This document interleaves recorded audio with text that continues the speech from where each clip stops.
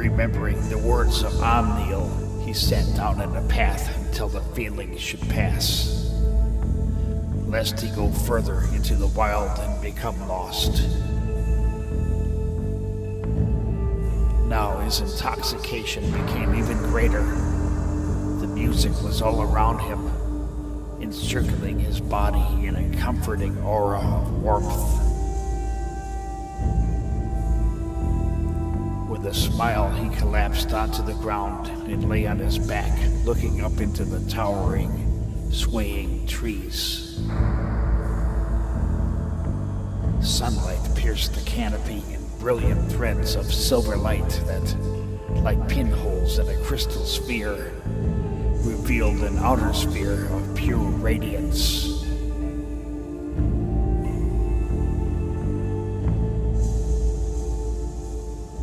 And then the music began to dissolve and to enter his mind through the silver threads of light. The music was entering his head through the pinpricks of burning light nailed through his eyes. The escalating, converging sounds now began to become one sound which increased in intensity until he felt the pressure inside of his head pushing against his awareness with painful resolution. Louder and louder the sound threatened to burst into fragments that would leave his mind in exploded shards of awareness. Bartholomew tried to ignore the sound, but it only intensified but for his effort. Louder, louder, louder the sound was building.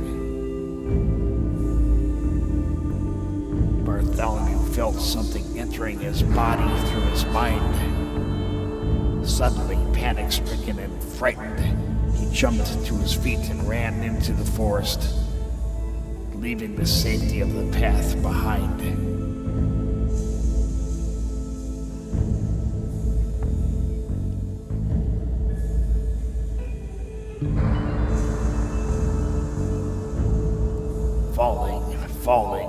Falling into a whirlpool of green and brown and silver points of light, he fell headlong into a slowly turning world that only drew him further and further inward.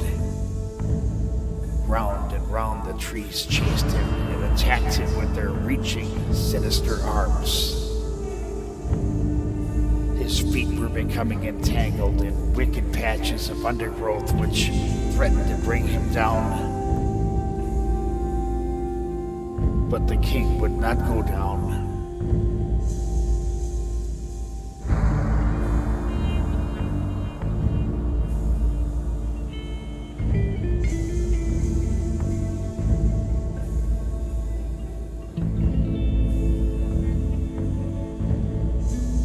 The ground was rising to meet him, to trip him up and to grasp him in its clutches. But he continued to fall forward into the darkness, broken only by bursts of penetrating light. The darkness was all around him,